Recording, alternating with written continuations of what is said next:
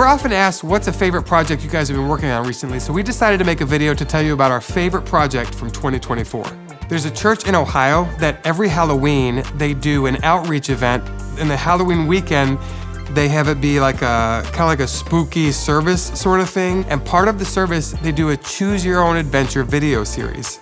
And so this is the first time that they had somebody outside of the church work on it. And so what they hired us to do was to create this murder mystery scenario. And it was in a theater, and it was about this podcaster who was investigating a 100-year-old murder and trying to figure out what happened with that murder. What I enjoyed about working on the Cedar Creek project was the theater that we were in was really cool. I mean, it was like, I don't know, over 100 years old or something, had a lot of history. It's just a really cool, like ornate decorations all around it. So we shot in a lot of really cool locations throughout the theater. I love any time we get to actually work with actors. I think that's part of my theater background that I had from when I was a kid. All of these different characters and what are the backgrounds of these characters and what do they look like and what would they wear and what would they hold in this scene or different things like that was just really fun to put a new spin on our creativity to make this a reality. The actors we had that day were absolutely amazing. Not only did they have everything perfectly memorized, but we had to give them the equipment to film.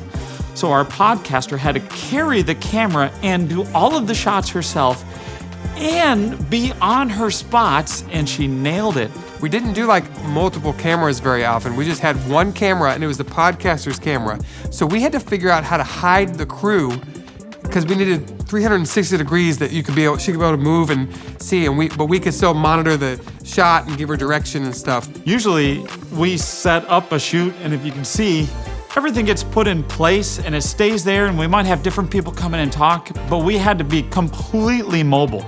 So everything was wireless. We had a cart running off a huge battery that we pushed around and hid in the corners, and there were times like we'd be squeezing in this little corner of the theater so that she could do a pan. For me, it was my first time being fully in charge of props and costumes and kind of like setting up the scene for each shot. So here I am, sprinkling the blood trail. But we had to be careful because we had to film it in kind of like a different order. So is the blood trail in this part of the video or not? And it was just a lot to kind of piece together. The second we were done filming, I was like, can we make sure we can get them next year again? Because I would love to do this again. And they called us back to come back the next year, and I'm like, that's a phone call I want to keep getting.